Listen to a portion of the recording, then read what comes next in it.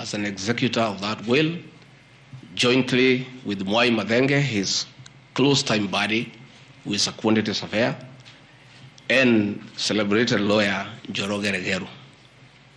The three of us were tasked to manage his estate. In the will, you'll be given a copy. He did put his properties and assets and cash and anything that he owned in his world. And among the things that he did put was the Olive Garden Hotel, the Pingo Beach Resort, the Queen's Gate apartment, and Langata high-rise flats. It is these four properties that the Honorable Mutuse alleges in the National Assembly that Rigathi Gachagua has acquired them after becoming Deputy President in 2022 when Rigathi Gachagua died in 2017. It is the most embarrassing allegation a member of parliament can table before the National Assembly. Those properties were constructed and were in operation when the late Gachagua was alive. I take this opportunity to ask for forgiveness to my late brother, James Rigathi Gachagua, that today, as your younger brother defends himself, he'll defile your privacy by distributing your will that you wrote in privacy. That your properties that you worked so hard for many years to benefit your wives and children are now a subject of discussion and are alleged to be proceeds of corruption. How unfair, how cruel can you be to a dead man? A man who worked so hard, a man who gave his life for his family, to buy plots, to construct property, and leave them in his death for his children and his brothers and sisters. And then you go to the floor of the House and allege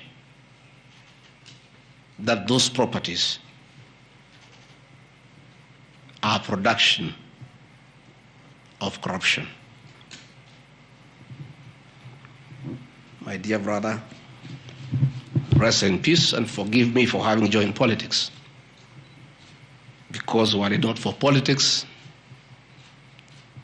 you would not suffer this shame.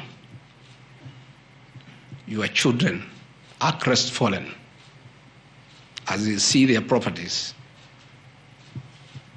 being splashed in newspapers as proceeds of crime.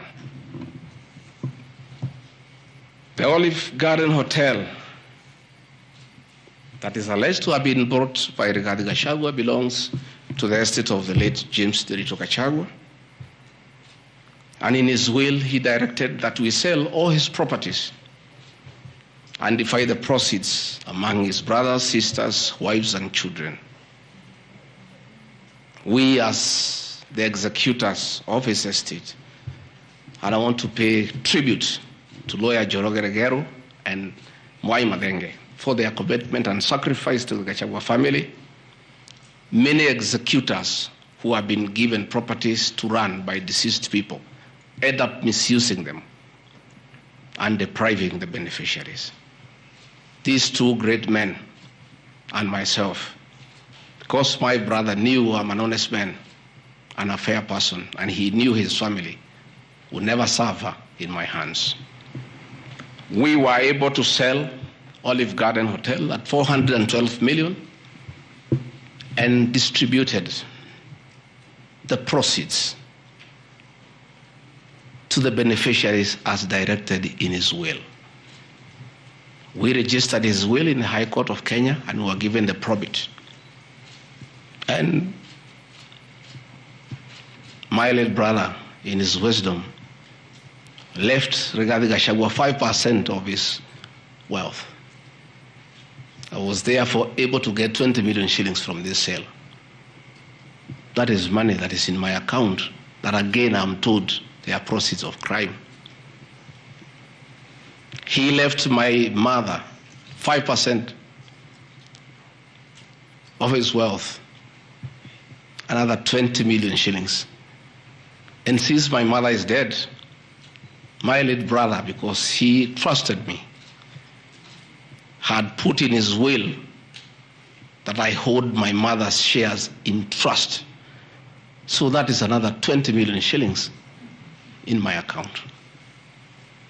Again, my late brother left me another 4% to hold in trust of the children of another brother of ours who is deceased, the late Dr. Friend Rigathi Gachagua, whose children are in South Africa. And another 16 million shillings was put in my account. My late brother gave 2% to my wife, Pastor Dorcas,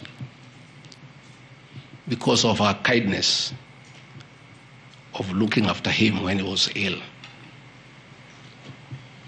All this money that has come to me from a dead brother, I'm being told are proceeds of crime.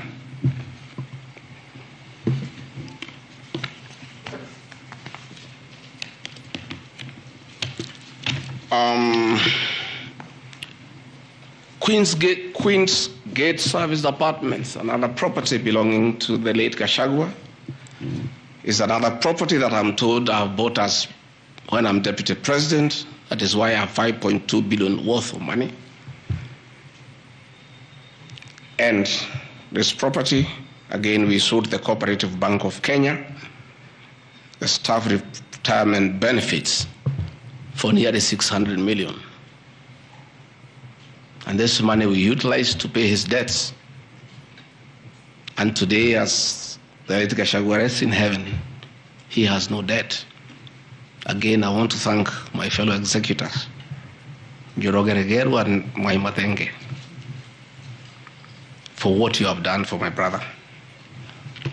Vipingo Beach Resort in Kilifi was Gachagua's holiday home, a beautiful palatial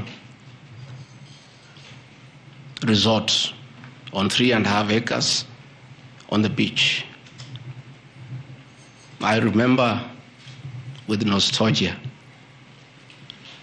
that he used to host us there every Christmas to enjoy ourselves. This property still belongs to the estate of the deceased because ourselves have a family. We want to retain it for sentimental value so that when we visit there, we remember him and his kindness. The Honorable Mutuse again goes to the National Assembly in a very emotional manner, quoting the Bible, says that this property has been bought corruptly by the Deputy President without knowing where the money has come from. I have seen some land, Rogoro Kiamariga, 1223 in Mathera East constituency.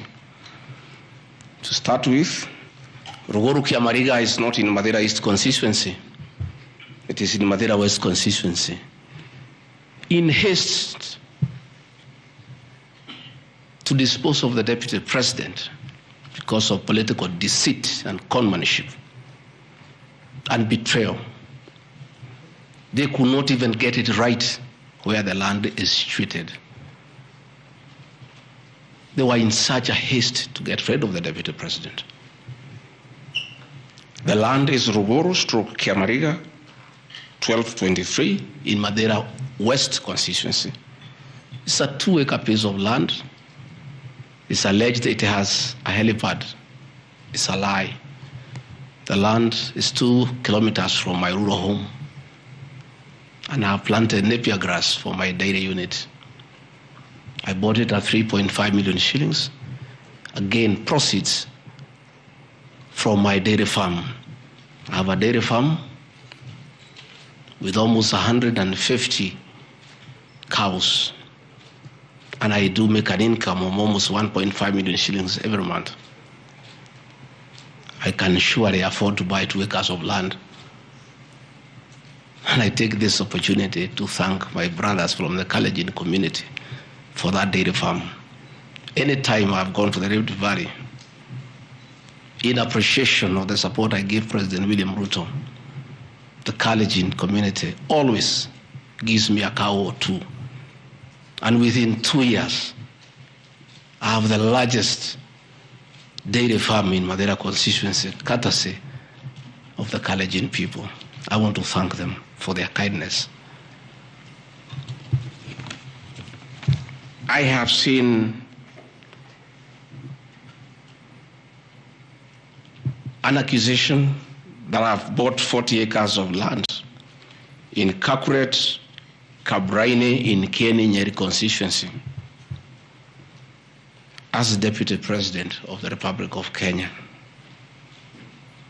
I saw the Honorable Njoroge Wainaina, the MP for Kieni, signed the notice of motion to impeach me on the allegations, this one being among them. Had there been no malice, Njoroge Wainaina, the Honorable MP for Kieni, would have advised the Honorable Mutuse that he sold me this land in the year 2015. I have a sale agreement I'll give you with this picture. I bought this land from the Honorable Njoroge Wainaina in 2015. I was not even a member of parliament. Yet he has appended a signature that I should be impeached and go home for having corruptly bought 40 acres of land in Kakuret. In fact, the land is not 40 acres, actually 35. The allegation is that it's 40 acres. But that land is 35 acres. The people of Kakuret know it. I bought it from the Honorable MP for Kieni. And had he read this motion, I'm sure he would not have signed it. But as you all know, there was a lot of coercion. There was a lot of intimidation. And I'm sorry that I'm told the Honorable Wainaina is admitted in hospital because of threats, coercion. He is being forced to hang a brother against his will and his conscience. These are the lies that Mutuse brought to the National Assembly, and asking the people of Kenya to get rid of the Deputy President of the Republic of Kenya based on lies. I have seen another ridiculous allegation that the Honorable Rigathi Gachagua, Deputy President of the Republic of Kenya, has since becoming Deputy President, acquired 80 acres of land in Meru. That is false. What is true is that the Deputy President is a member of Solution Circle Limited in Meru. And for those who do not know, the Deputy President is half Meru, half Kikuyu. His mother, the late mother, Rigathi Gachagua, was born in Meru in a place called Katheri, and thereafter settled in Kiberesha. Deputy President Rigathi Gachagua sometimes is a lonely man. His father is dead, his mother is dead. His brother, Rigathi Gachagua, the governor, died of pancreatic cancer. His brother, Dr. Fred Wachira Gachagua, died because of alcohol. His other brother, Jackson Riani, died because of alcohol. His sisters are married. So when he goes home, many times he's lonely. And he decided to look for some land in Meru where he can go and build a house and be among his relatives, his mother's relatives. And in the process, I identified that 29-acre land and borrowed money from Solution Circle, which I'm paying every month. We'll give you documents to show you that this is 29 acres, not 80 acres, that I have bought from a loan that I have taken as a member of Solution Circle in Meru, the land of my mother, and which I call home. I have seen an allegation that I have a dairy farm in Nyandarua. I don't have a single animal in Nyandarua. I have some little land in a place called Shamata, but I'm yet to do anything about it. I think I just mentioned it to one of the member of parliament for that area called Gachagua that I would like to start a dairy farm. And I think those rumors in parliament, the Honorable Mutuse went ahead to say that I own a dairy farm in Nyandarua. I own no such farm today, but God willing, because of the good climate in Daragwa, in Shamata, one day, God willing, I'll have a huge dairy farm. I have seen companies listed just to create an impression that Rigathi Gachagua is doing business. I want the people of Kenya to know that Rigathi Gachagua was a businessman before he became a politician. And he had a life, and that life is part of his history. So getting companies that were associated with him 15 years ago, 13 years ago, 10 years ago, and publishing them, it's just being mischievous. My life did not start as deputy president. I left university in 1989 and served the public for 15 years, up to the year 2002. I left for the private sector for another 15 years. In those 15 years, I was a very astute businessman. And luckily for me, maybe of you who are not that lucky, it was during the Kibaki era when things were working. The economy was strong, business environment was right, and there was room to make money. And I made money that time. Those are old companies, and they are not trading. And when I became deputy president, a few companies that owned properties, I transferred to my children, and I told them to continue doing business and not to do business with government because I don't want conflict of interest.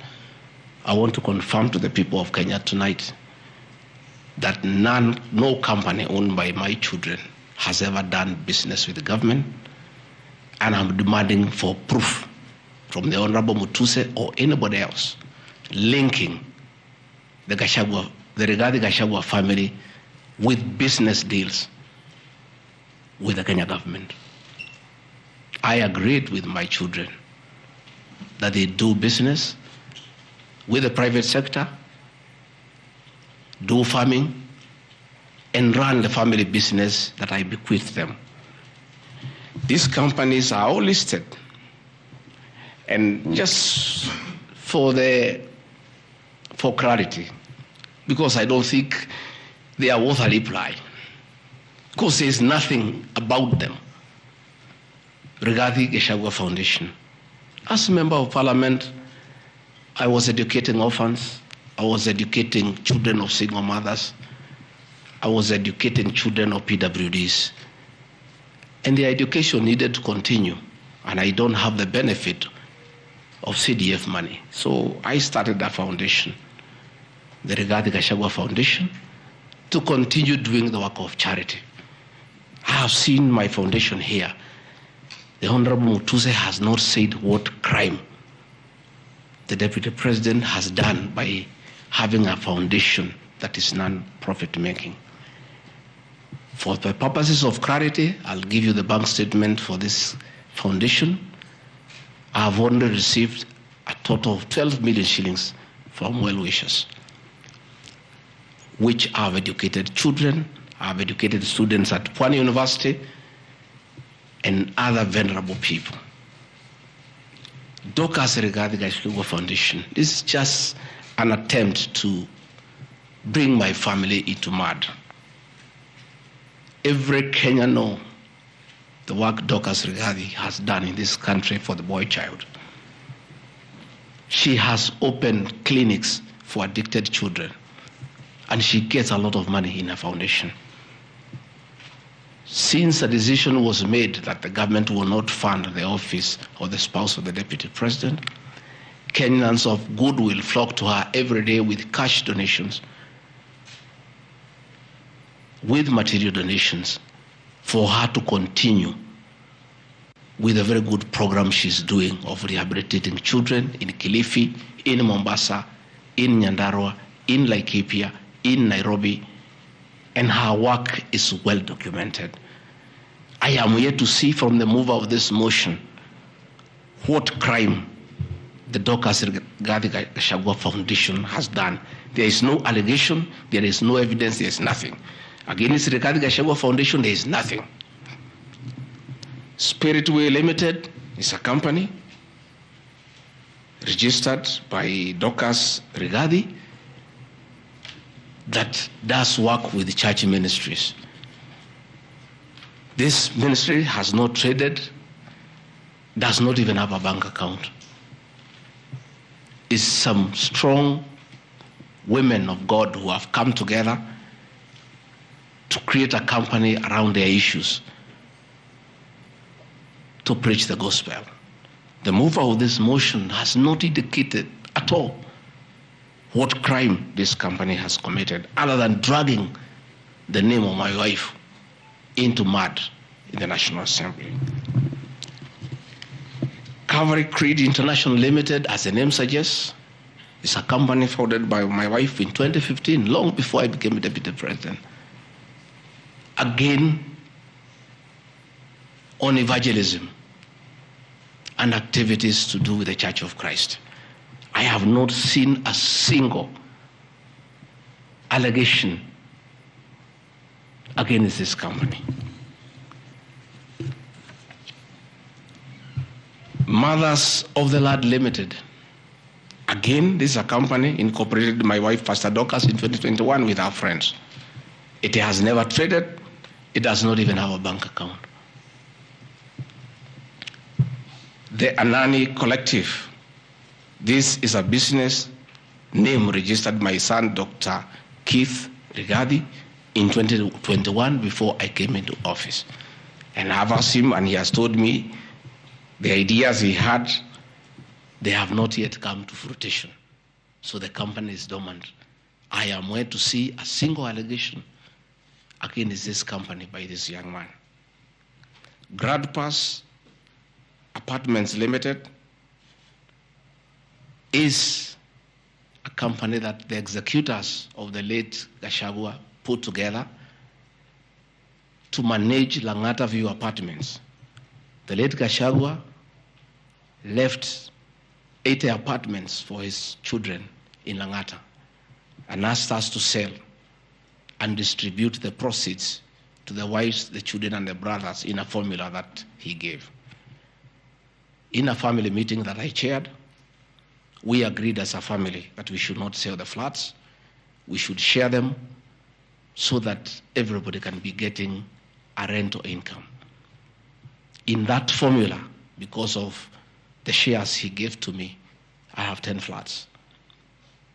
His daughter has 10, his wife has 5, another one has 2, another has 1. So we did put this company together called Grand Bypass Apartments Limited. This is a company that will be managing those flats on behalf of the beneficiaries of the estate of the late Gachagua. Again, this company has been put here by the Honorable Mutuse as a company that is involved in corruption.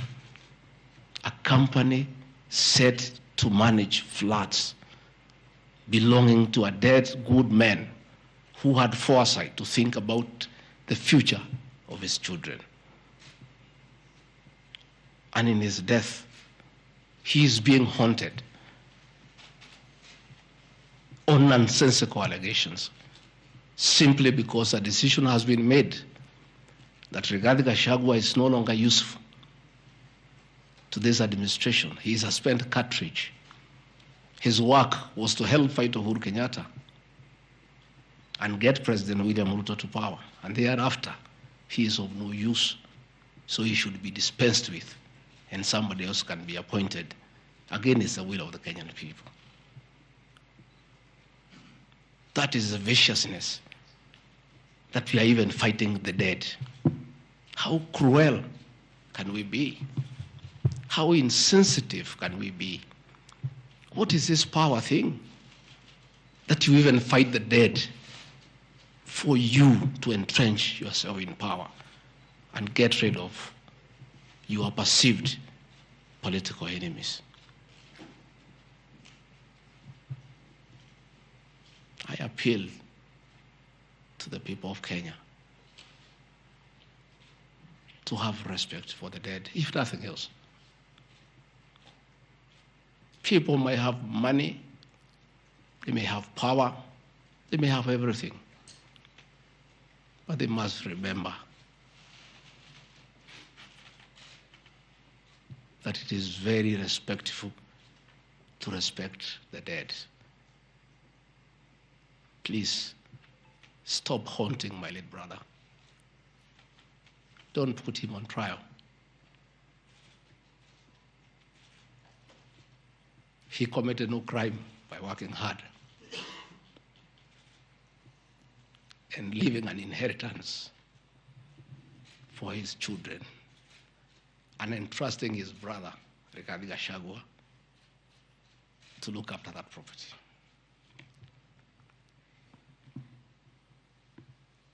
Fortis Viz Group Limited is a company incorporated in 2023 by my son, Kevin, and Dr. Keith.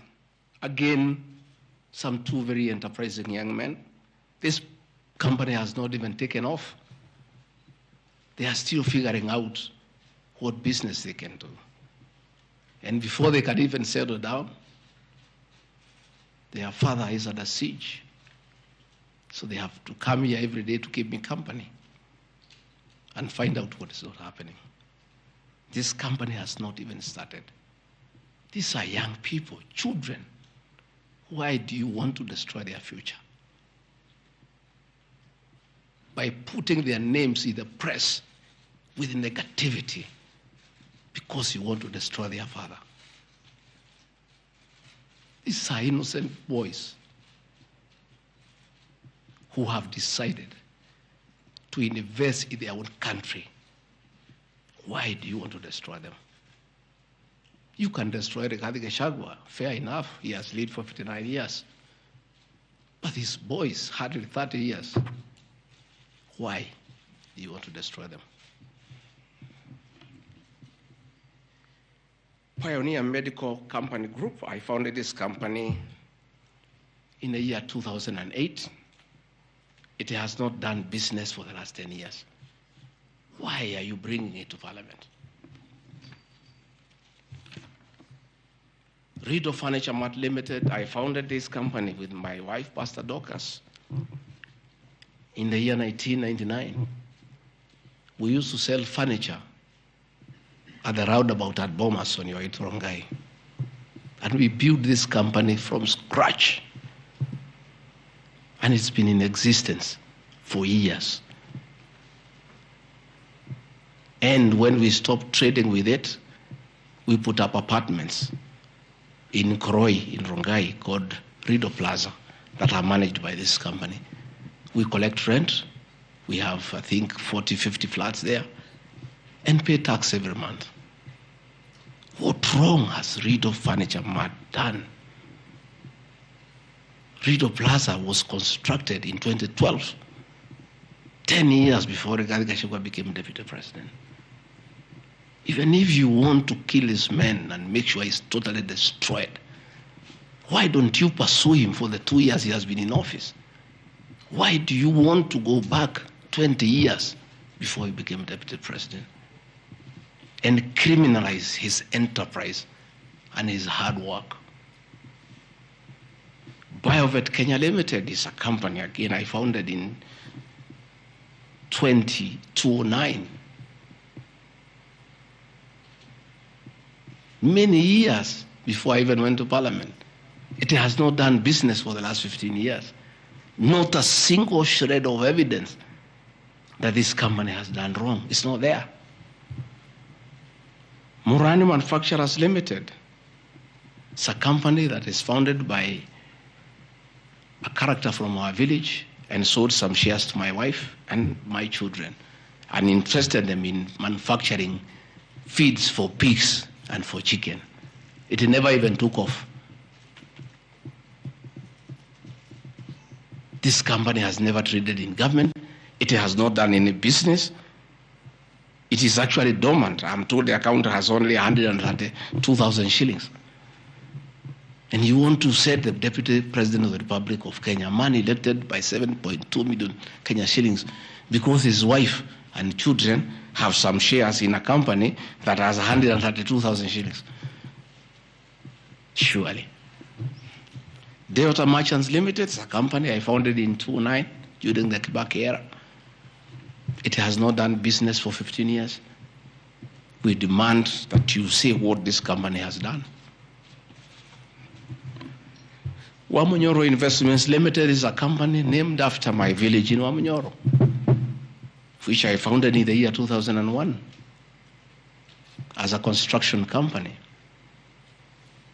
This company owns a lot of property that I bought in those years when the economy of this country was on sound footing. Since I became Deputy President, we ceased all activities of this company. It has not done a single transaction with anybody. The company is dormant, but it owns property. Those properties were bought and acquired long before I became Deputy President.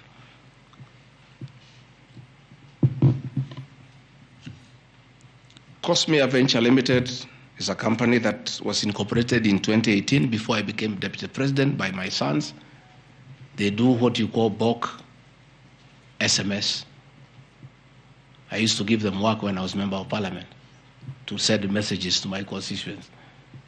I think they were charging me 30 cents per SMS. Some young, enterprising young people. Company 2018, it doesn't do business with government. It is not accused of any wrongdoing by anybody, anywhere. It's just putting the name there. Royal Crimson Ventures Limited, again incorporated in 2018 by my children to do their little business. No allegation of any wrongdoing has been annexed to the motion. Cruito Properties Limited, again, this is a company that me and the co-executors put together for the purposes of managing the Vipingo Hotel. No details of any accusation, any wrongdoing, nothing. Crystal Kenya Limited, this company I founded in 2009. And when I became Deputy President, I gave out my shares to my children, and myself and my wife, we got out and asked them to continue doing business. My two children, like their father, are very enterprising.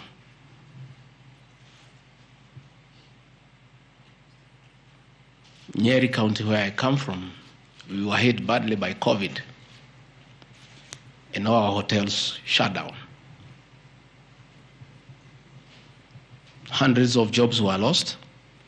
Many people who were supplying to those hotels shut down. The two most important hotels in Nyeri is the Outspan Hotel and the Treetops Hotel, and they are always run together. The Outspan Hotel was for sale, and my children were interested, and I encouraged them.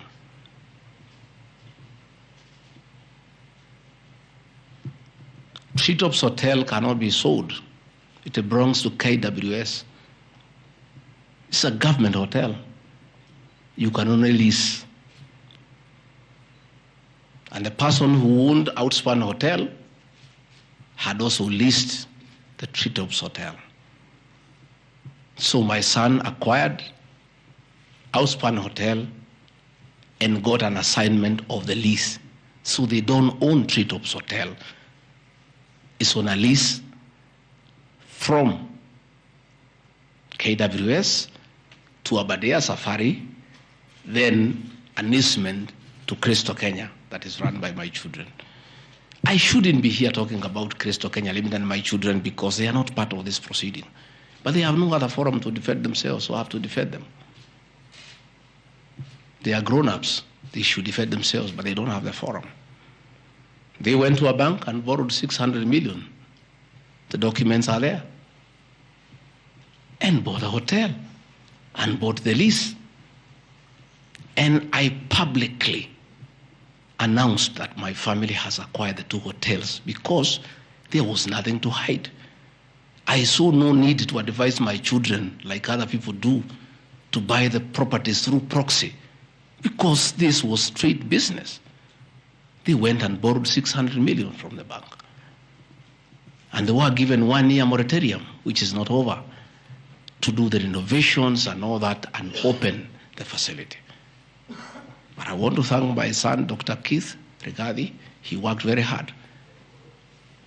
That I think last month or so, I was at the treetops with the British High Commissioner to open the treetops. The treetops is so important to the people of Nyeri and the Aberdare ecosystem. It is in the treetops hotel that Princess Elizabeth slept as a princess and woke up as a queen. And when that facility was shut down, it was very devastating to the people of Nyeri and the Aberdare ecosystem. So when the people of Nyeri heard that the son of the deputy president is interested in leasing that facility from KWS and reopen it, there was joy and ululation in the Aberdares. Since this hotel opened, 45 Kenyans are back to work. The mama mboga we talked about during our campaign are supplying vegetables to that hotel. The local butchers are supplying meat to that hotel. The traditional Moboko dancers come every weekend to entertain the tourists and get some payment. The tourism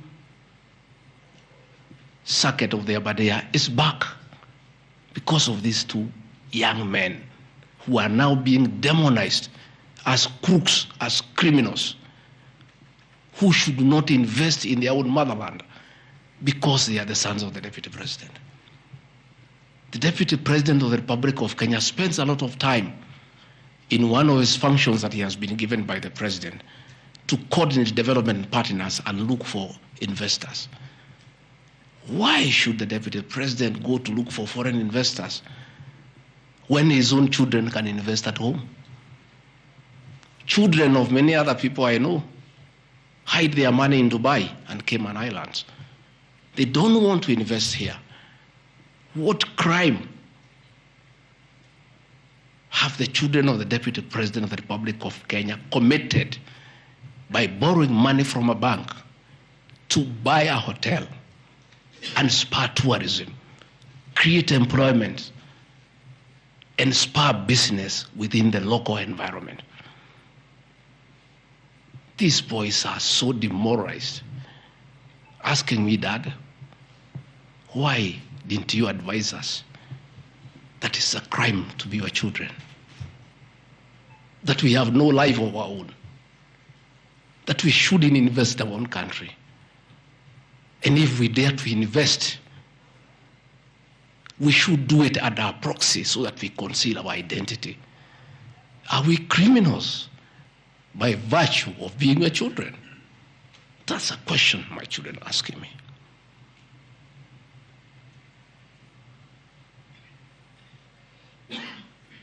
What crime can children of Kenya commit to borrow money from a bank and start an enterprise and employ people and spur tourism?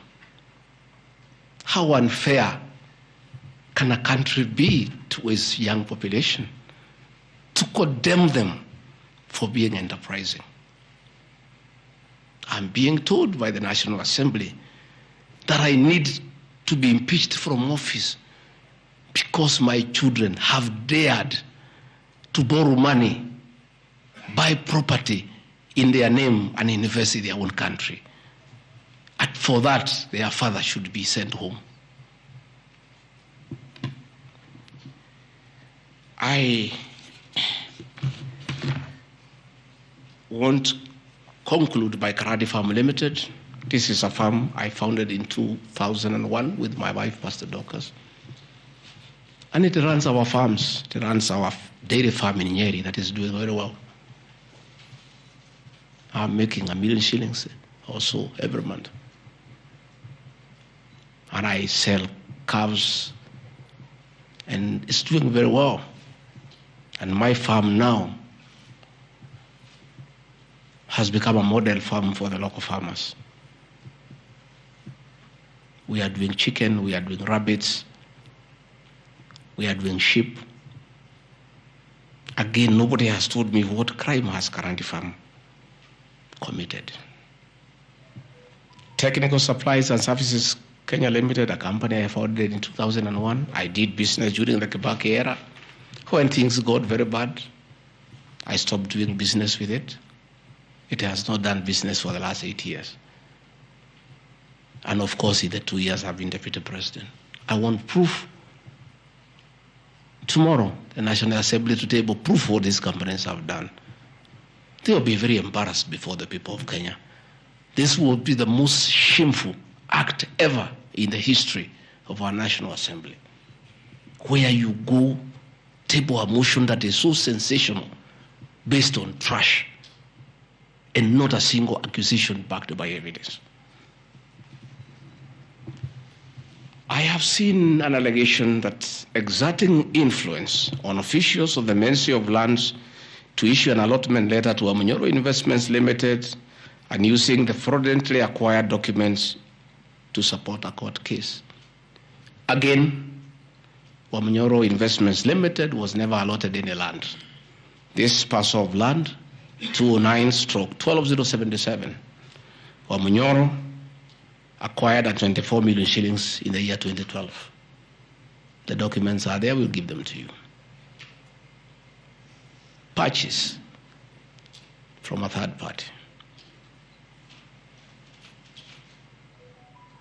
Somebody went to the National Land Commission and lodged a case and claimed the property belonged to him, a former senior outside the Ministry of Lands. And the National Land Commission made a determination, the records are there, that the land belongs to Wamunyoro Investments Limited. Again, he went to the High Court in the year 2022. I was not deputy president. I made my witness statement before I became deputy president. I supplied all documents before I became deputy president. I did not file any evidence as deputy president. And the matter was concluded, and the High Court issued a judgment. We'll give you the judgment that the land belongs to Wamunyoro Investments Limited. I am told that they have appealed the judgment. I invite the Honorable Mutuse to apply to be co-joined in the appeal, and then he can argue his case. This is a matter that has been adjudicated by the High Court of Kenya and made a determination. And you want to bring it to the National Assembly. The matter is alive with the Court of Appeal. It is sub judice to even discuss it in Parliament because a determination has been made.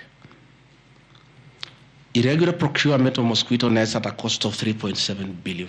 I saw a huge headline from the Star newspaper, planted headline. This is the most ridiculous headline I've ever seen. And this is the most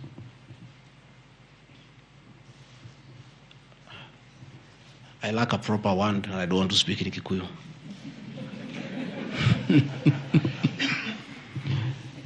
I think somebody needs to give me some water. What I'm looking for.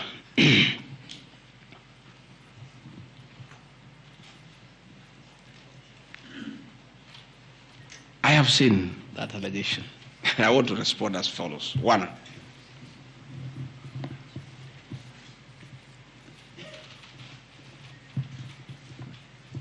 there is Andrew Mulwa, he has sworn an affidavit with the false allegations. And he had better be very careful. Because he has made a statement on oath.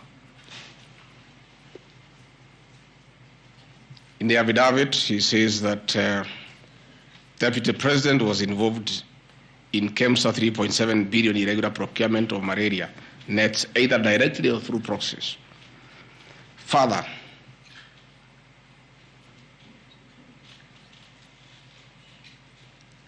Shobika Impex Limited is an international company, the fourth largest manufacturer of mosquito nets in the world. It has done many tenders with KEMSA, with the Global Fund, countries in Africa, in Asia. And there was a tender.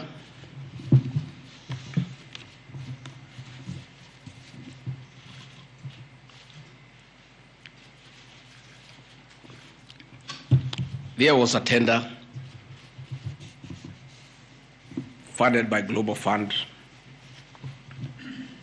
through KEMSA, and it was an international tender for manufacturers. The company owned by my son Christo Kenya Limited are not manufacturers, and they did not participate in any way in the tender. In any way. What happened is that in the year 2014, 8 years before I became deputy president, Shobika Impex Limited appointed Christo Kenya as their local agent, whose work is to do their errands and follow their supplies at the ports of entry. Christo Kenya did not participate in this tender. It was done by Shobika. KEMSA wrote to Shobika and said, your tender was not successful because you had a problem with pagination of your security document. Pagination. Those of you who have done tenders, you number the pages. And if they are not right, you can be disqualified. And therefore, they were told, can you come and collect your bid board, your regional bid board? That's what happens. If you participate in a tender and you don't win,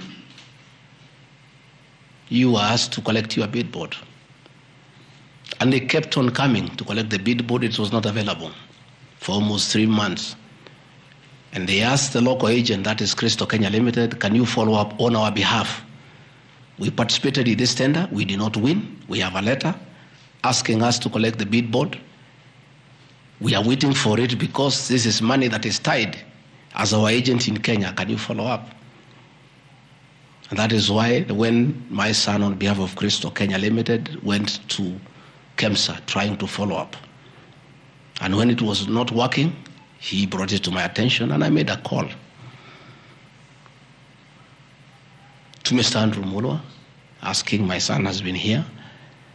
There is a little issue about a bid board of an unsuccessful tenderer. Why is it that this is money that is tied? And these are foreigners, these are foreign investors. We don't want to make life difficult for them. Please, why don't you release it to it unless there's a problem? Oh, he said, no, the matter is under investigation. That is why we cannot release it. The bid board is with the SEC. I said, fine. If the matter is under investigation, so be it. Right along, the investigations were over. EACC wrote to KEMSA and returned the bid board.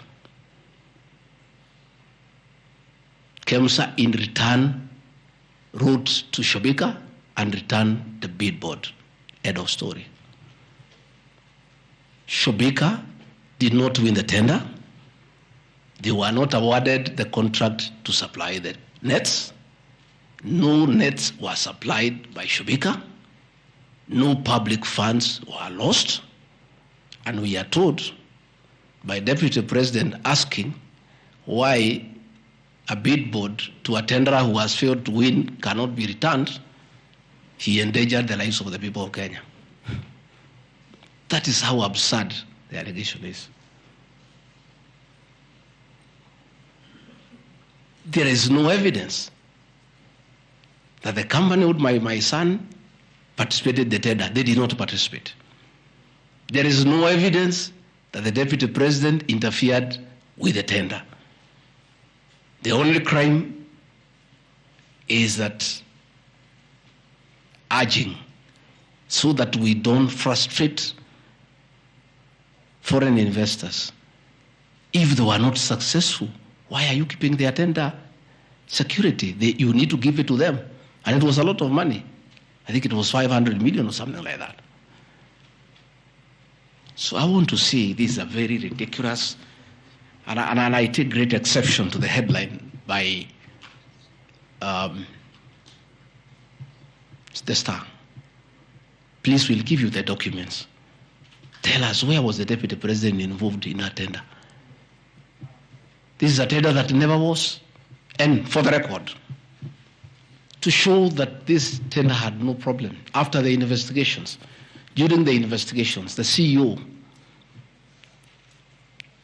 Terry Ramathani, was suspended to allow investigations as it should be.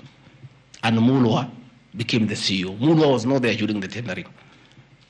He came after the tender had been annulled. And he was dealing with the aftermath of the annulment of the tender, that is returning the bid boards, sending document to ACC. After investigations by ACC and the Senate were concluded, Terry Ramathani was appointed by President William Ruto as the Deputy High Commissioner to India. That tells you, because when those appointments are made, the head of public service writes to ACC, DCI on issues of integrity. Terry was cleared, which means there was no scandal. And again, and most important, no public funds were lost, no nets were supplied. Therefore, this is another fishing expedition to just justify the 5.2 billion. I think that is why they were putting the 3.7 billion to make the maths to add up. You know, when you want to talk big figures, you must look for 3.7, 600, and all that. Even all these things I've read here, if you take your phones, we are nowhere even, we have not reached 2 billion. Because Olive Garden, 400 million. Queensgate Apartment, 600 million. Outspan and Treetop, 600. So these are just figures that were being put to the people of Kenya so that they can see us into bad light. Unnecessary and expensive renovation at the official residence in Karen and Mombasa. How Mutusen knew it's unnecessary, I don't know. He has never been here. You guys were here before. When President William Ruto was deputy president, he was denied funds for 5 years. This place was in very high state of disrepair. It took me 7 months to move in. The roofs were leaking, the toilets were blocked, the septic tanks was broken down, the borehole was broken. There was nothing. Parliament, in its own wisdom, allocated funds for the renovation of this residence. As a deputy president, I have nothing to do with public expenditure. In fact, at that time, the accounting officer, between 2022 and 2023 financial year, was the State House Controller. Procurement was done, tender was awarded, and the renovations were done. And you can see the place looks good. There was need to dignify the office of the deputy president because he has a function of coordinating development partners. Ambassadors and high commissioners and all sorts of international visitors are always here. So to dignify the office of the deputy president, the residents needed to be in the right standard, and that is not my decision, and I have nothing to do with it. As for the contractor who was awarded the job, I don't know him, and I don't need to know him. I have no business. Where he transferred his money, I would not know. I have no access to his account. Whether he is related to me, the answer is no, I don't know him. And for the record, I don't wish to know him because it's not necessary.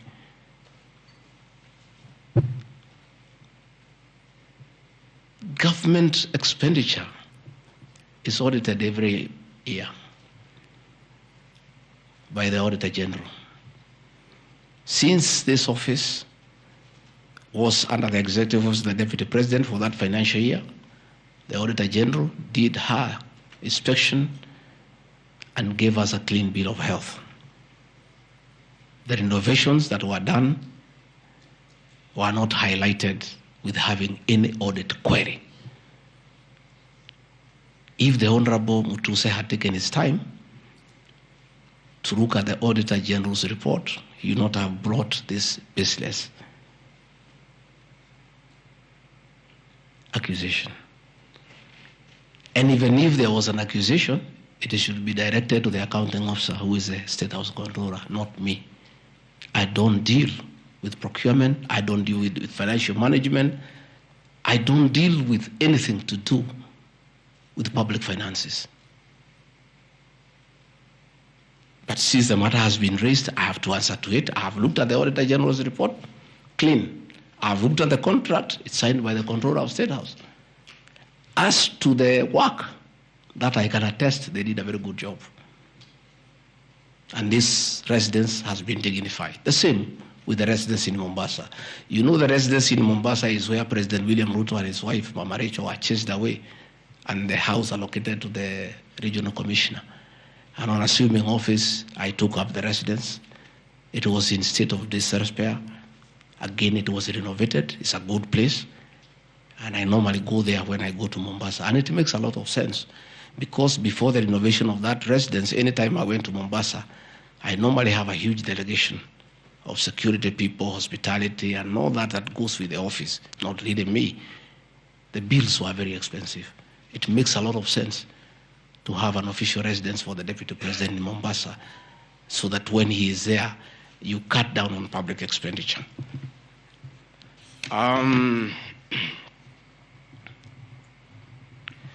Dubiously acquiring a substantial portion of sum of 100 million paid to Lusona Events Limited. Again, that's another ridiculous accusation from the north.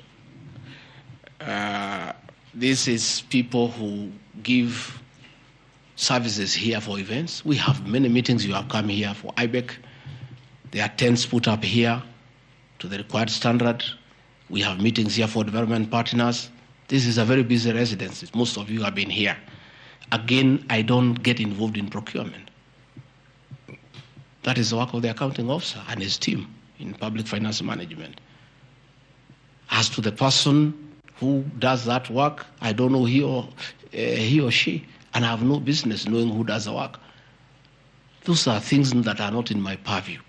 Again, the ridiculous accusations that money came to me, one would have to demonstrate how it came to me.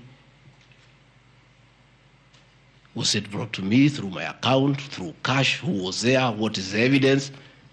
Again, it is just trying to throw mud at me. And I want to say that that accusation is baseless, and we believe we want to see the mover of the motion coming up with tangible evidence. Again, these accusations lack particularities and accusations. Again, we'll be challenging that again in court, because there is a ruling that grounds of impeachment must be well grounded and must be particularized and specific. This is just an allegation. Where is the nexus between the supplier of events to this residence and the Deputy President, Rigathi Gachagua? There is no nexus. I don't know the person. I don't know the company. I'm not involved in the procurement. I don't even know how it is procured. All I do is I want events, and they are arranged, and I take part in those events. Those accusations of funds utilizing the Deputy President, in the office of the Deputy President, coming for my personal benefit, are ridiculous, unfounded, and totally malicious, and there is no evidence whatsoever And I want you people of the press to also ask these people to give you the evidence. Don't just write headlines. Ask, where is the evidence? Where are the particulars? You don't just allege, oh, this particular supplier, this money went to the deputy president. Yes, fine, that is good. How? How did it go to the deputy president? You must explain.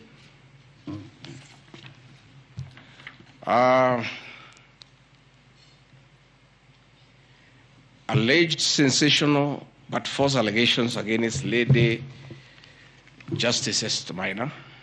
It is alleged that the special notice of motion at ground 4 had a gross violation of the Constitution, that I publicly attacked the Lady Justice Esther Maina and forcibly threatened to bring action against her. I did not threaten to bring any action against Justice Maina. I did bring action against her. I was just informing the public because I'm a public officer and I have freedom of speech. I have filed petition before the Judicial Service Commission against Justice Esther Maina in issues I felt I did not get proper justice. So I did not threaten her. I did what the law says. If you are not happy with the conduct of a judge, you file a petition before the Judicial Service Commission, which I have done. Again, I don't want to delve before the matters because it is against sub judice. But that I have done, so I cannot be threatened. I cannot be said to threaten her. And again, I have a right as a leader, as a Kenyan, to say what I'm doing. And I did say publicly that I will bring a petition against her, and I have done it. And the evidence is there. You see it. We have filed a petition, and we are waiting for it to be concluded.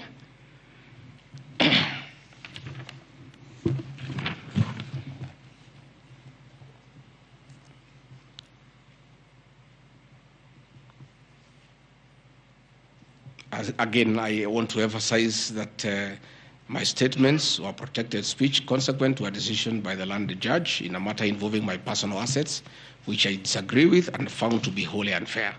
The matter having been concluded at that stage, my criticism of the decision was not sub judice, nor in any other manner prohibited by law. While I respond to the ruling of the land judge, I was in absolute disagreement with it. Contrary to the assertions in the special motion, I did not forcibly threaten to bring action against the learned judge. I took legal action available to every citizen of Kenya under Article 168(2) of the Constitution, which allows any person to petition the Judicial Service Commission for the removal of any judge, and filed a legal complaint before the Judicial Service Commission in March 2024. The complaint being live before the JSC, discussion of the conduct of the learned judge in the said matter here would be sub judice. Diverting materials meant for construction of Kilifi Malindi Highway to tarmac a private load to Vipingo Beach Resort. Again, I said Vipingo Beach Resort belongs to the estate of the late Governor Gachagua. The facts are as follows.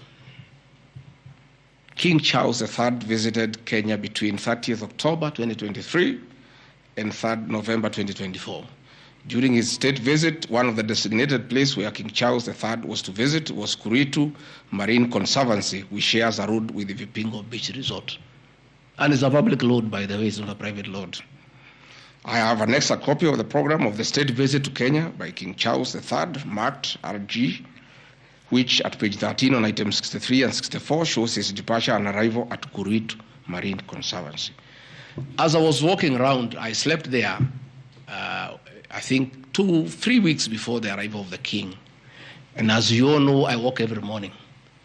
And as I walked on that road, I found there was a lot of activity and tarmac was going on. I was very happy and I asked what was happening. And I was told that the king himself, the third, will be coming. So, like all other residents of that area, we are very indebted to King Charles III. That this was done very speedily. Rigathi Gachagua never called anybody to do this road. In fact, I'm informed that this road is donor funded, the one to Kilifi, and there is a component of corporate social responsibility. And I have learned, after I have inquired, that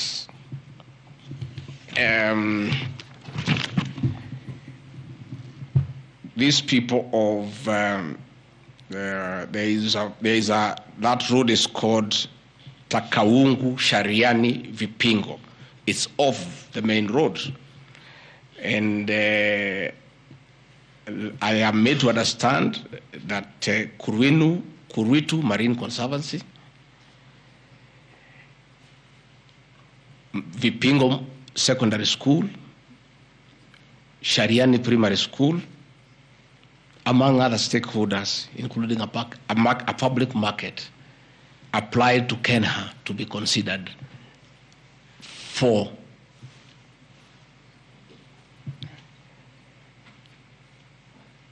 corporate social responsibility.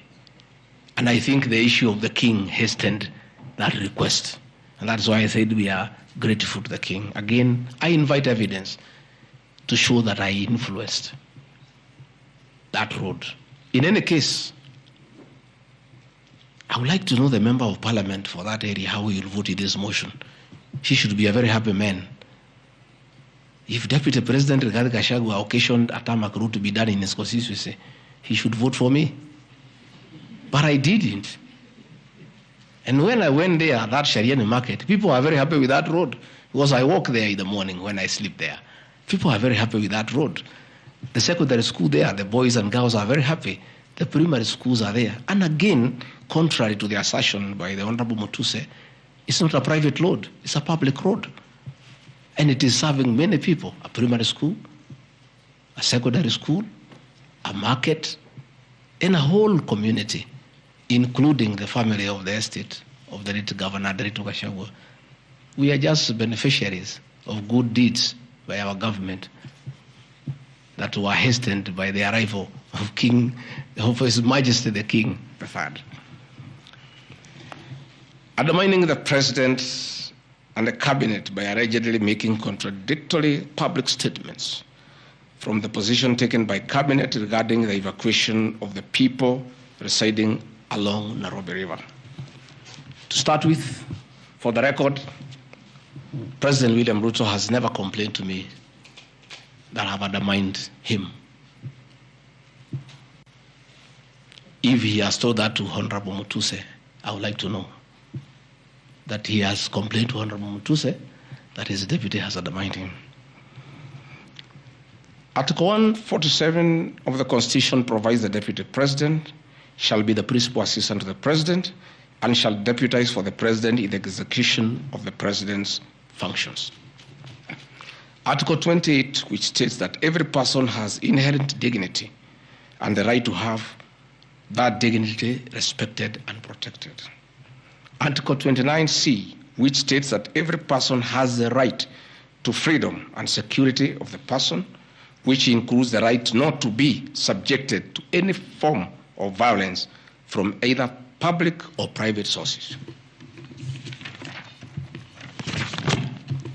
Section 152G1 of the Land Act, which states that notwithstanding any provisions to the contrary in this act or in any other written law, all eviction shall be carried out in strict accordance with the following procedures. A, be preceded by proper identification of those taking part in the eviction or demolitions.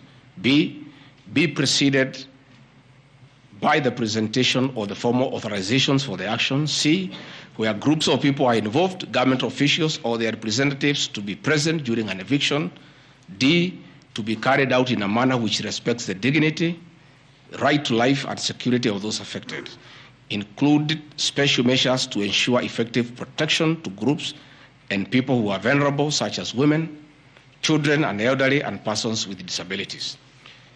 F, include special measures to ensure that there is no arbitrary deprivation of property or possessions as a result of the eviction. G, include mechanisms to protect property and possessions left behind involuntarily from destruction. H, respect the principles of necessity and proportionality during the use of force and give the affected person the first priority to demolish and salvage their property. Critically, our Constitution provides at Section 147(2) that first, the Deputy President shall perform the functions conferred by these constitutions and any other functions of the President as the President may assign. Pursuant to Article 3 of the Constitution, I, as well as every citizen of Kenya and state of public officers, have the obligation to respect, uphold, and defend the Constitution in performing any of my functions. The national values and principles of governance contained in Article 10 of the Constitution bind all state organs, public officers, and all persons, including myself as the Deputy President, wherever we make or implement public policy decisions. In relation to this matter, these national values and principles include the rule of law, democracy, and participation of the people, human dignity, equity, social justice, inclusiveness, equality, human rights, non-discrimination, and protection of the marginalized.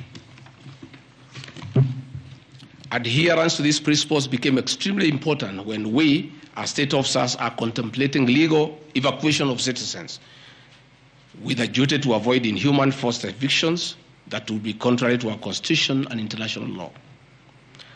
While campaigning with the President, and subsequently when I was sworn in as Deputy President, you can remember, I promised as a key pillar to the Kenya Kwanza government that there will be no forced and unlawful evictions, and that all evictions shall be human and entail legal compensation. You remember my inauguration speech. I said never again shall this administration carry out inhuman evictions in a brutal manner as was done in the previous administration. I and my office, the Office of the Deputy President, have undertaken extensive engagement with all parties in regard to the cabinet decision on eviction, which I fully support, including the Nairobi River, which is an entity under the ODP and County Government of Nairobi. Adherence to these principles become extremely important when we as state officers are contemplating legal evacuation of citizens with a duty to avoid inhuman forced evictions that would be contrary to our Constitution and international law. Guideline number 6 of the United Nations General Assembly, guidelines for the implementation of the rights to adequate housing, prohibits forced evictions, and the state should ensure that any eviction under domestic law are fully compliant with international law. The guidelines further require meaningful engagement with communities to ensure that the rights of residents are implemented cooperatively without the need for eviction procedures or police enforcement. I have supported the implementation of cabinet directives on the eviction, safe for the fact that on being informed that each person residing at the Nairobi River was being evicted and paid only 10,000 shillings, which I and many other Kenyans felt inadequate compensation for eviction. I insisted that the government should abide by constitutional dictates and international norms while implementing any cabinet decision, including eviction, and maintain the dignity of citizens of Kenya facing evictions. My statements did not and cannot be construed to undermining the president, because the president, like me, sought to defend the very Constitution. I hope I'm very clear. Am I clear? I cannot, I will not oversee, supervise, forced, brutal eviction against the people of Kenya. That I will not, and I can't. President William Ruto and I on the campaign trail gave a solemn undertaking to the people of Kenya that under our administration, that will never happen. So when I was asked to oversee brutal, inhuman eviction against innocent people without notice, without compensation, without due regard to what the Constitution says, I found it very, very difficult, and I rescued myself and allowed the CS for Interior, the Head of Public Service, the PS for Internal Security to proceed. If that is the reason why Rigathi Gachagua should be impeached as Deputy President of the Republic of Kenya and sent home for refusing to undermine the Constitution, for saying no to brutal and inhuman eviction of poor Kenyans. Let it be. Undermining devolution by allegedly holding a meeting in Nairobi. Good people. I'm sure you are as embarrassed as I am. That a deputy president holding a public meeting to talk to the people of Kenya is undermining devolution. To start with, Deputy President Rigathi Gachagua, in the duties spelled out by the President under Executive Order number 1 of 2023, he has the duties to coordinate intergovernmental relations. I work with the governors. This is the home of devolution. I hold meetings with the governors every day. I chair IBEC. I cannot be accused. And I need evidence tabled that I undermined devolution. The motion alleges that on 29 September 2024, I unlawfully interfered with the running of the Nairobi City Council government by holding a public rally where I allegedly incited citizens against lawful directives of the county government on planning and relocation of markets. This is my response. It is not true that I incited citizens against the lawful directives of the county government, as alleged. I wish to clarify and point out that when I held the public rally, I merely requested the governor of Nairobi County to speak and listen to grievances which were being raised by the market traders. Videos will be produced tomorrow in the National Assembly. I, Rigathi Gachagua, asking Governor Sakaja to take time to listen to the people and listen to their grievances. The traders had sought me out to intervene and request the governor on their behalf to dialogue with them and seek a solution to their grievances with regard to the relocation of markets. Had the governor listened to these traders, they would have had no business coming looking for me. All I was saying is listen to the people. Before you relocate them, have public participation. Most of those traders have lived in Wakulima market for 40 years. They wanted to discuss with the governor what happens to us, what happens to our customers, what happens to the distances that we cover, what about the extra cost of going to the new relocation. And I think the traders were right. Requesting a meeting with an elected leader is their right. And when they requested me to go and meet them, because they were desperate and they needed somebody to hear to them, I did go and speak to them. Again, this motion alleges that on 20 September 2024, I unlawfully interfered with the running of the Nairobi City Council by inciting citizens against law directives of the county government. The leadership of Nairobi business traders approached me sometime in March 2024 at my official residence to discuss multiple issues affecting business and requested engagement in the resolution and intervention on these issues adverse to business. Consequent to this meeting, I directed that short, medium, and long-term strategies be undertaken, coordinated by the Office of the Deputy President, to address the issues raised that are cross-cutting with the agencies including KRA, Kenya Post Authority, Counterfeit Authority, Kenya Bureau of Standards, the National Police Service, Kenya Corporate Board, given that devolution is under the Office of the Deputy President. I was just doing my work. On 11th April 2024, the Small Traders and Government Agencies Technical Committee, coordinated by my office, held a meeting to discuss issues raised by the small traders, including Mudhurwa Market, attended by ODP staff in a supportive role in keeping with the draft framework of cooperation and engagement between government, Nairobi City County, and the Nairobi business traders. Subsequent to that meeting, a meeting on 24th April 2024 between Nairobi City Council and the Nairobi small traders and numerous others, the ODP on 22nd July 2024 invited His Excellency Johnson Sakaja, among other state officers, to a meeting at ODP Officers scheduled for 22nd July 2024 to review the draft framework of the cooperation and engagement between the small traders and the government of Kenya. On 3rd September 2024, the ODP wrote to Governor Johnson Sakaja and all other stakeholders submitting a final combined draft of the framework for review and feedback. After all the engagement between all the parties and the draft framework, Governor Sakaja decided to arbitrarily proceed with the relocation of Muthurwa Market. That gave rise to the cry by the people. Meetings had been held, a framework had been agreed on. And as an elected leader, as deputy president, I think going to listen to people who are in anguish, who are crying, is responsible leadership. The government that President William Ruto and I lead is a listening government. And going to listen to people cannot be an impeachable crime. I would like to know how members of parliament would want to send me home for going to listen to people who are crying that they need to be listened to. I would like to understand. Undermining devolution by allegedly holding meetings to fight alcohol.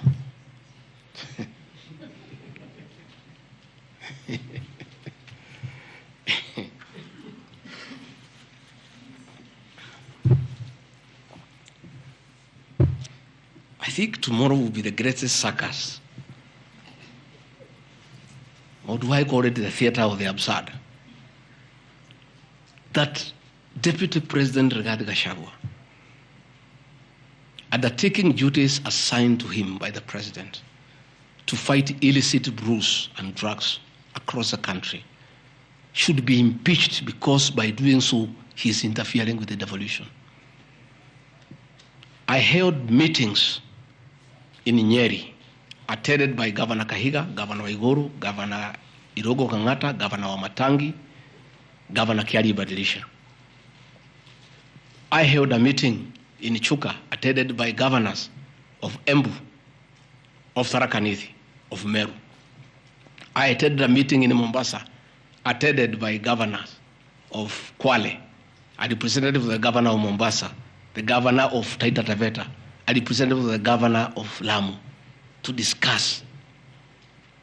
I held a meeting in Nakuru, nearly with all governors present, and all of us jointly, under my chairmanship, the Ministry of Interior and Governors, we agreed on how to tackle the menace of illicit brews. And we have a good story to tell. Out of those efforts, our young men who are sleeping in trenches are back home. Women are very happy their husbands are back home and they are bringing food. In fact, some children have been born. Some have even been named Ngiji because of the effort that I have put in fighting illicit brews. I think the people of Kenya would be shocked to hear tonight that one of the accusations against their deputy president and why he should go home is because he led the battle to fight illicit brews and drugs that has caused havoc among our young people. Please, if Rigathi Gachagua is a problem, why don't you assign this job to somebody else? Because this job must be done. We must get our children off drugs. We must fight illicit alcohol. And saying that you want to impeach the deputy president because fighting illicit brews and drugs is interfering with the devolution, I think this is the greatest joke of the year.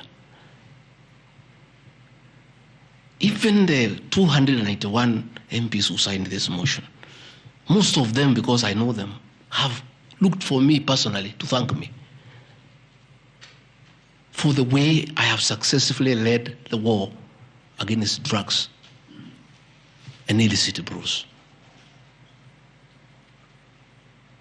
And that is why that sham public participation should have had my responses. so that the women could hear that one of the accusations against the deputy president is that he should be sent home because he was leading the war against illicit brews and drugs. I don't know. I think there is something wrong in this country. That somebody has sat down to draft a motion to impeach the deputy president of the Republic of Kenya. And one of the grounds is that he has interfered with the devolution by leading the war to fight illicit brews and drugs. This is a height of absurdity. And Parliament will be the theater of the absurd. I would like to hear what is the nexus between fighting illicit brew and interfering with the devolution. I would like to know. I've never had any governor complain. I've never had any MCA complain. I've never had any Kenyan complain. The only Kenyans who have complained are few. They are the manufacturers who are manufacturing poison under the guise of producing alcohol. Those are the only few ones. I beg the National Assembly and the Senate, most of the National Assembly, to save face, to consider striking this ground before the motion tomorrow, because it sounds ridiculous to the people of Kenya. Again, if Deputy President Rigathi Gachagua has to be sent home for fighting drugs and illicit alcohol, so be it. Sensational statements against the National Intelligence Service and its Director General and other officers. My response. In relation to this allegation, I wish to state that the National Intelligence Service holds a very critical role in ensuring the safety and security of our country. They are responsible for gathering intelligence and share it with all our law enforcement agencies to ensure that the country is safe at all times. Consequently, when the country was caught flat-footed with regard to the scope and extent of the public's dissatisfaction with the Finance Bill 2024, which degenerated in the Gen Z protests, it pointed to the failure of the National Intelligence Service in carrying out its mandate.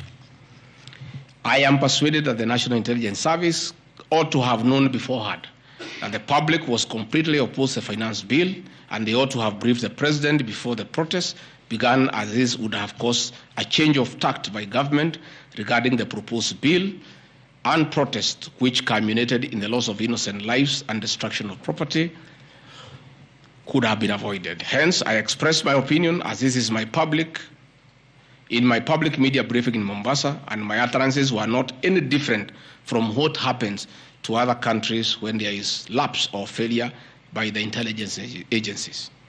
Many of you will recall that after September 11th terrorist attack in the US intelligence agencies were massively criticized. An inquiry was even opened to investigate why the intelligence agency was not able to detect and thwart the terror attack. Under the Constitution of Kenya, the government agencies are supposed to be accountable to the Kenyan people, including the National Intelligence Service, and calling them out when there is a dereliction of duty does not amount to undermining them. In any case, the Director General of NIS is not above the law. He is a public officer.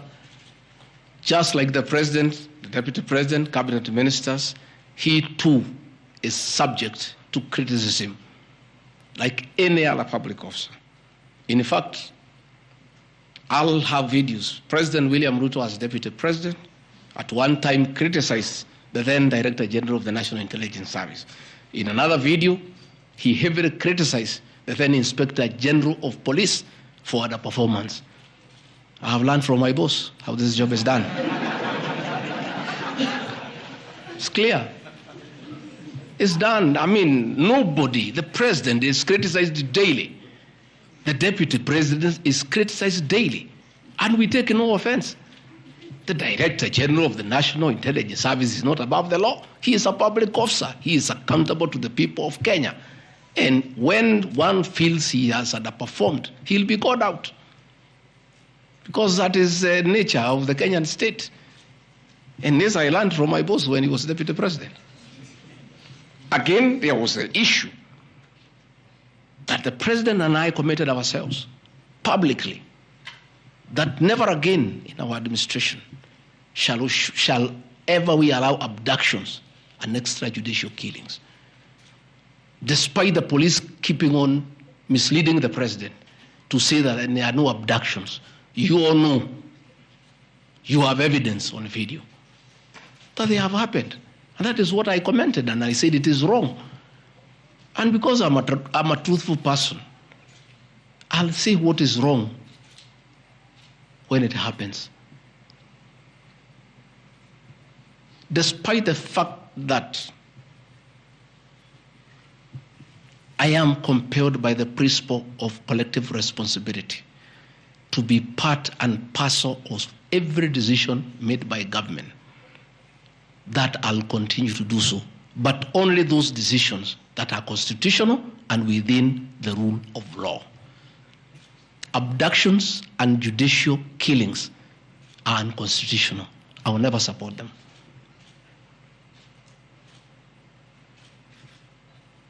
President William Ruto has been criticized left, right, and center. I have not seen him take anybody to court for criticizing him. Why is Rigathi Gachagua being impeached for calling out the Director General of the National Intelligence Service? The Deputy President is criticized daily. The judiciary is criticized daily. The media is criticized daily, including the Star, whom I have criticized today. But that is as far as it goes. And again, despite being just the Deputy President, I enjoy a constitutional right in the Bill of Rights, freedom of speech. And if the Director General of the National Intelligence Service was aggrieved, there are mechanisms of how he can take me to court and sue me for defamation.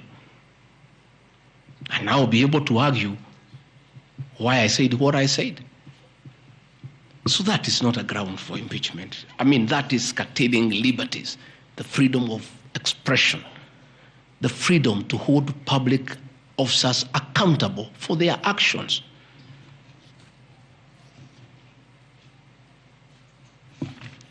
And I want to say finally,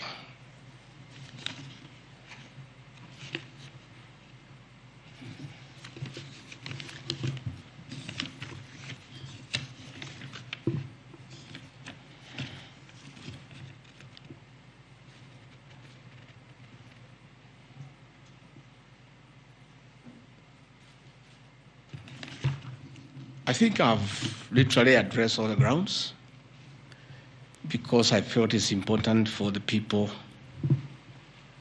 of Kenya to know the allegations against the Deputy President and his responses. And as you have heard, though you are not judges and you are not advocates, there is nothing here that violates the Constitution. There is no gross misconduct. There is no crime that has been committed.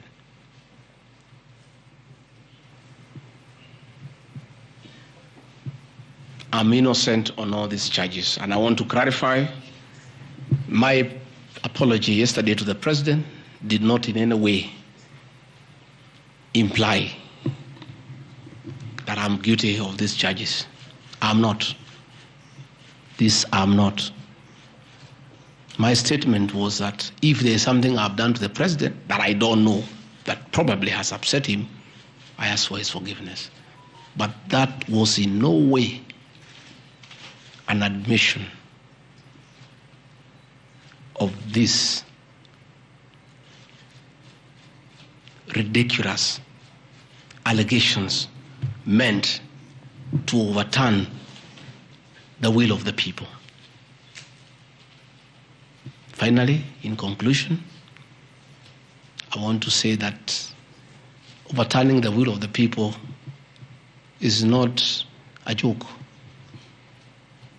It calls for very serious violation of the Constitution. None of these issues here meet the threshold. We'll go to Bunge tomorrow. I'll be there at 5 for 2 hours, and I'll put my case. In the unfortunate event it proceeds to the Senate, I'll be there again to prove my innocence by way of evidence.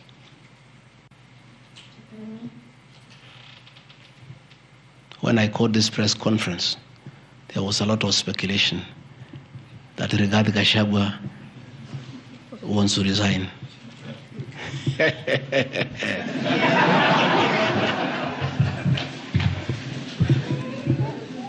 This is a man elected by 7.2 million Kenyans. How dare you suggest to him that he can do so without public participation?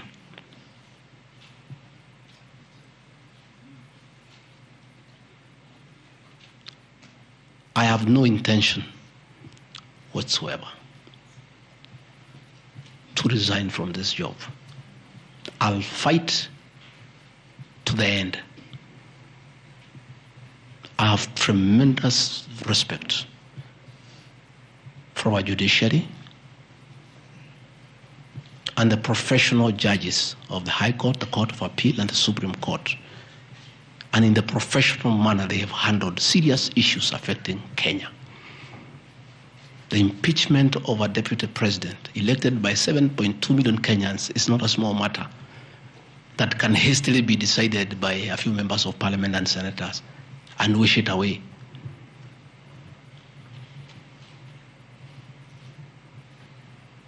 I'll submit myself to independent institutions to get justice. And I'm sure, I have no doubt in my mind that I'll get justice. And this impeachment will be thrown out. And I'll carry out my duties as deputy president. That is why anybody sending feelers to me to resign is a joker. And I found a few of people using my friends to come and sweet talk to me. Please, my friends, I don't want to become enemies with you. When you are given such silly messages, don't bring them to me. I have no intention. I cannot resign. I did not give myself this job. I was given by the people of Kenya. I've done nothing wrong against the people of Kenya whatsoever. I've worked hard. I've been very loyal to my boss, President William Ruto. I have worked hard every day.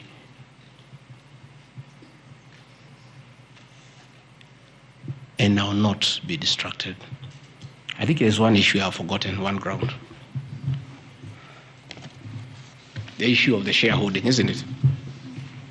Even you guys can remind me if there's one issue that I have not dealt with.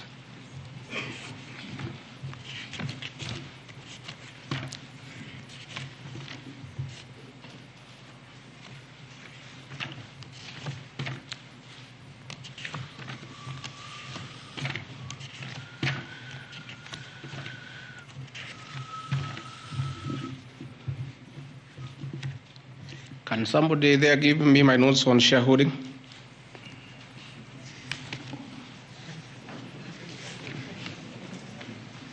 Yeah, I have them here. That's okay. Yeah, this is an important one. Yeah, there are several. I had not. There are a few silly ones. There's one that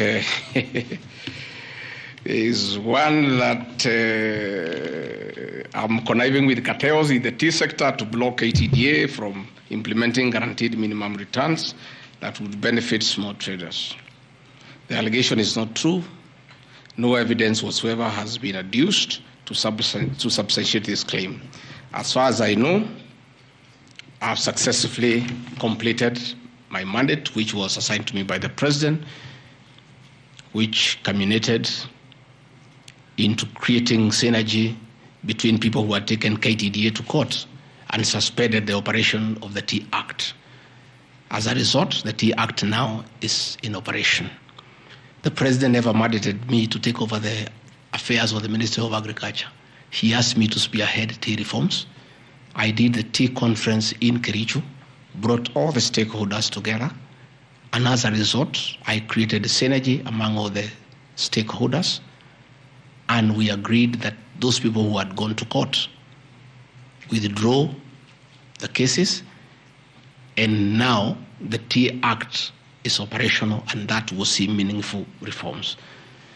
As to claims that I have stopped the selling of tea in Mombasa, there is no evidence to that effect, and I want to call upon the Honorable Mutuse to provide that evidence. Again, in matters coffee, I was given the job by the President to initiate coffee reforms, which I have done successfully. I held the coffee conference in Meru for 3 days in 2023. For the last 2 years, I have been working with stakeholders, including members of Parliament and the Senate, which has culminated into 2 bills, the Coffee Bill 2023 and the Cooperative Bill 2023. These 2 bills, the Coffee Bill 2023, will see the reintroduction of the Coffee Board of Kenya that will market coffee for farmers without putting profit. We have also recommended the reintroduction of the Coffee Research Foundation or the Coffee Research Institute in Roiro to work on better varieties and drought-resistant crops. Through my efforts, again, I have completed my work. The 2 bills are before the National Assembly. I call upon members of the National Assembly immediately after the impeachment process to embark on these 2 bills and see them to fruition so that farmers can enjoy the work we have done in coffee reforms. I have seen another absurd, that I have taken control of a local cooperative society in Madira constituency where I was a member of Parliament. This is false. I should be told which society by name, because I know all the societies. I know all the farmers by name. It's really ridiculous. Again, there is no evidence. There is nothing. It's just trying to spoil my name before the people of Madeira who elected me as their member of Parliament. On the issues of shareholding, I think this matter has been discussed for a long time, and I think it's good tonight I put it in proper perspective. I wish to state that the allegation is equally false. None of my family members, allies, or associates are in control of any cooperative society in Madeira. That one I had done. In shareholding by virtue of the provisions of the 3rd schedule of the Political Parties Act, the constituent parties of Kenya Kwanza Coalition entered into various agreements which were deposited with the Speaker of the National Assembly and the Speaker of the Senate for purposes of Article 108 of the Constitution of Kenya. 16.2, the following were members parties of Kenya Kwanza: UDA, ANC, Ford Kenya, PAR, Farmers Party, Chama cha Kazi, Communist Party, Economic Freedom Party, the Service Party, Tujibebe wa Kenya Party, Umoja na Maendeleo Party of Kenya, and the Democratic Party of Kenya. In accordance with provisions of Clause 3E of Schedule 5 of the Political Parties Act, each of the agreements contained in a power-sharing development agenda for certain regions in Kenya. I attach here copies of the said agreement. I'll give you the Kenya Kwanza agreement so that you know when I talk about shareholding, I'm not talking about Kenyans. I'm talking about this agreement that was signed by President William Ruto and almost everybody else on how power will be shared. I've never talked about sharing resources. I have been talking about power sharing for people to get what they deserve in sharing power in accordance with this agreement. Like, for example, in an agreement between UDA, ANC, and Ford Kenya, the UDA would nominate the president and the deputy presidential candidates, which has happened. I got my share, although I have no share certificate. The President would guarantee the stature, dignity, financial and operational autonomy of those of the Deputy President. It's in the agreement. The office of the Deputy President will be allowed specific duties identified at Article 21 of the agreement. ANC will be allocated a position of Prime Cabinet Secretary to be established within 14 days. It was given to Musalia. The office of the Deputy President, Ford Kenya will be allocated the position of the Speaker of the National Assembly, which was given to Moses Wetangula. In accord with Article 2.1 of the Power Sharing Agreement, ANC and Ford Kenya would have a 30% share of national government positions. So, the Honorable Musalia Mudavadi, the Honorable Wetangula, and the people of Western, please don't condemn Rigathi Gachagua. The agreement is here, defining your share in the government. It is not me. I did not sign this document. It was signed by Musalia, Wetangula, and President William Ruto. So when I say about this share thing in terms of positions, I've never talked about resources, about development. Although it is also here, is that regions bargained with the president for shares. Musalia Mudavadi and Moses Wetangula bargained for 30% of shares within the Kenya Kwanza government. Although they were also supposed to give us 70% of the vote, which they did not. Nevertheless, since they gave a certain vote, they are still entitled to some share one way or another. So it is not Rigathi Gachagua who said that a government is like a company. It is the agreement of the Kenya Kwanza, which I will be tabling in the National Assembly. It is not me. It went ahead to say it. He said, ANC and Ford Kenya would have 30% share of national government positions.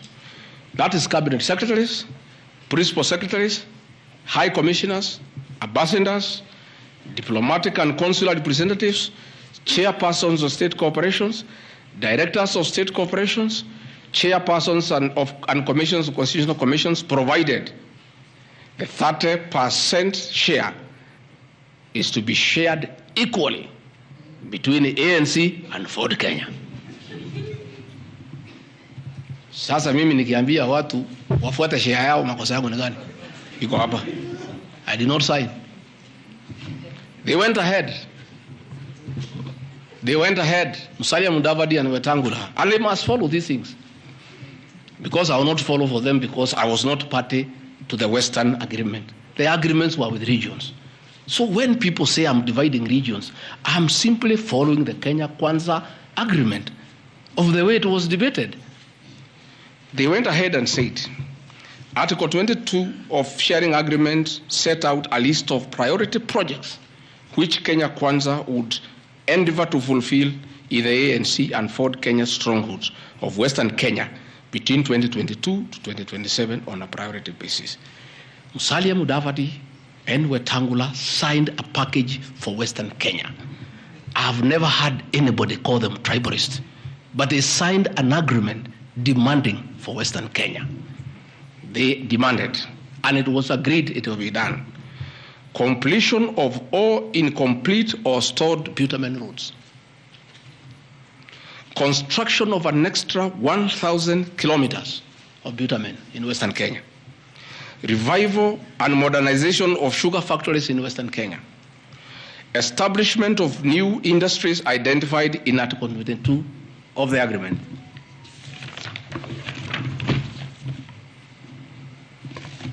Ladies and gentlemen, this is the Kenya Kwanza agreement on shareholding. What crime has Rigathi Gachagua committed to be impeached by saying what President William Ruto appended his signature to, with Musalia Mudavadi and Wetangula who will preside over my impeachment? What crime has this man committed? The crime of this man is just being truthful, because people do not want these things to be known. That is a problem. People have a problem that I'm a truthful man. The people of Western Kenya has now known today what their leaders signed with President William Ruto.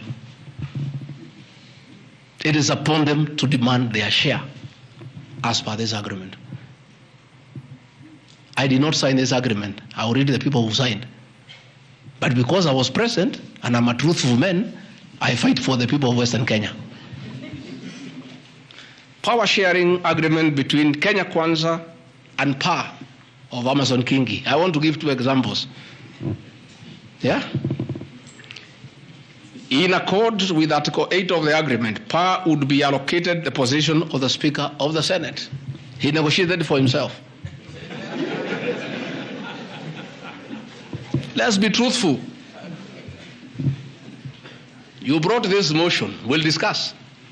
The people of Kenya must know the truth so that if Rigathi Gachagua is being crucified for being truthful, let the people of Kenya know why he is being crucified. How can Moses Wetangula say I should be impeached because of saying people to get their shares when he is a signatory to a share agreement with the president on what will go to Western Kenya, and then they accuse me of tribalism? They did not say anything should go to Central or Mount Kenya. They talked about Western. When I say something for Mountain, I'm a tribalist. Kingi said, position of Speaker, you are mepewa. Article 9A of the Power Sharing Agreement, PAR would nominate the candidate for appointment of 1 principal secretary when Kenya Kwanza came to power. Amepewa. For Article 9B, the Power Sharing Agreement, Kenya Kwanza and PAR would agree on what share of national government positions, cabinet secretaries, principal secretaries, high commissioners, ambassadors, diplomatic and consular representatives, chairpersons, state corporations, etc., etc. Power sharing agreement, that is a word, so that nobody should ever again in this country ever accuse me of talking of shares. It is not me.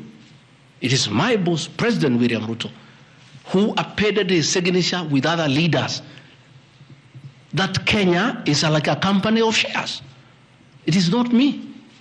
And he signed the agreements. Sharing Kenya is here, it's being shared. True or false? True or false? They have shared the Speaker, they have shared the Senate, they have shared Deputy President, they have shared the President. That's what I've been saying. And then I'm being told that I'm dividing the country along ethnic lines. I did not append this signature. I'm just being truthful. That is my crime. People want these things to be hidden so that they pretend to be nationalistic and say Rigathi Gachagua is tribal. But the people who append these signatures are the ones who should explain why they were signing things for their regions only. Yet they say they are national leaders. Power sharing agreement between the Kenya Kwanza coalition on one part and the Communist Party, nini. So, Service Party, at least I saw Chama cha Kazi. They say the party leader should get something. Moses Kuria was given something. The Service Party of Mwangi Kiujuri got nothing. You know? So, unajua sasa, ile shida iko Kenya hii ni ukora. And people not being truthful. The agreements are here. Like in a Communist Party, they have been making noise. They signed an agreement, they have not seen anybody. Yeah? So,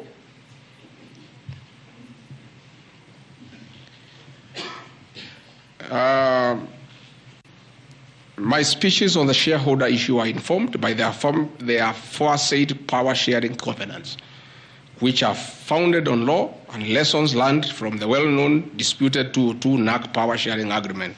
Further power sharing agreements are a feature of government formation in all democracies in the world that provide the formation of coalitions. My pronouncements on the issue, properly understood, are not only anchored in law, but entirely harmless and incapable of being construed as a basis for ethnic animosity, a danger to national cohesion, or a threat to national unity. On the contrary, coalition building has been one of the most important innovations since the disputed 2007 elections in ensuring stability, equitable sharing of political power, national cohesion, and fostering of national unity of national unity. Indeed, Kenya Kwanza's main opponent in the 2022 general election, Azimio la Umoja, One Kenya Coalition Party, was a political party consisting of 25 or so political parties who also executed a power-sharing agreement as required by Schedule 3 of political parties. However, notwithstanding of the said power-sharing agreements, upon election as the Deputy President of Kenya, I went out of my way, as required by the Constitution of Kenya, to serve all Kenyans regardless of their political preferences during the election or ethnic origin. I'll produce videos on all those things. Again,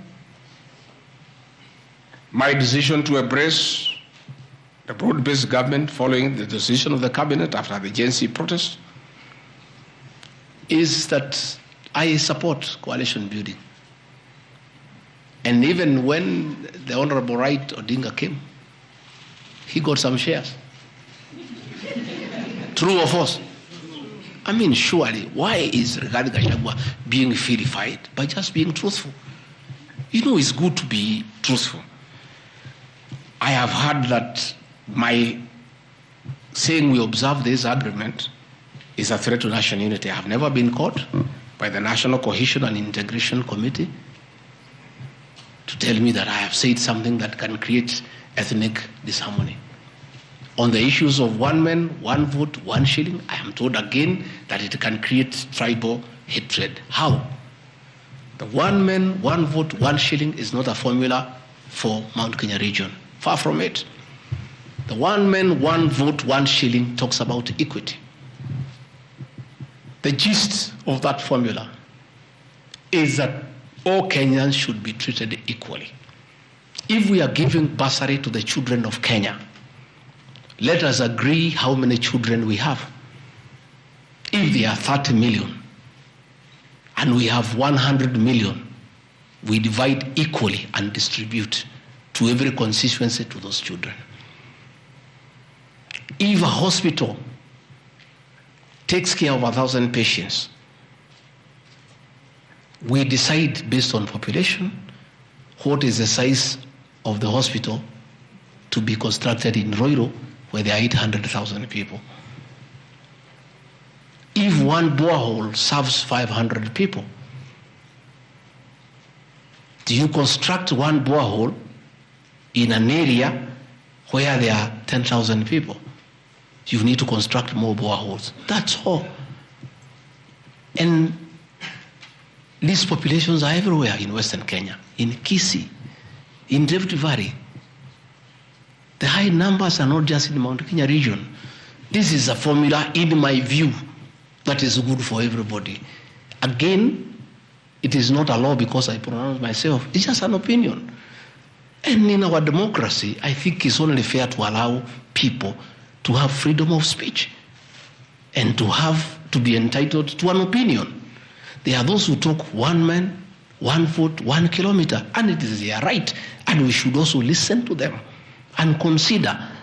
And all those opinions can be harnessed and people can agree which is the best formula to take care of the people of Kenya.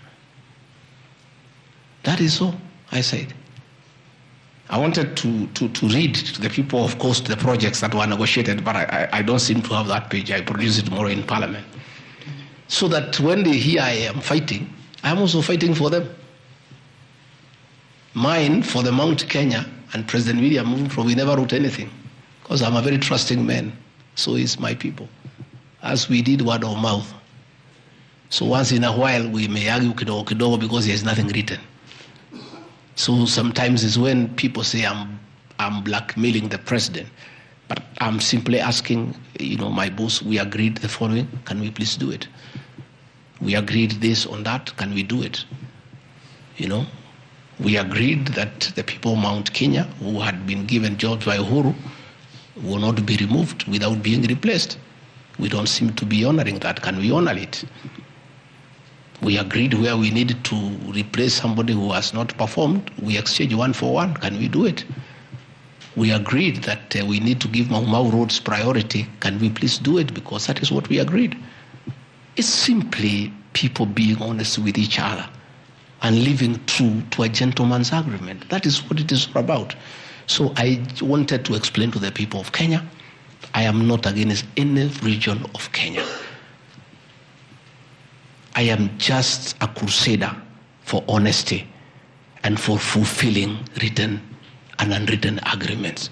That is all I am. I say if we agree on something, please let's do it. If we agreed we shall do ABCD before we are elected, let's do it. If we agree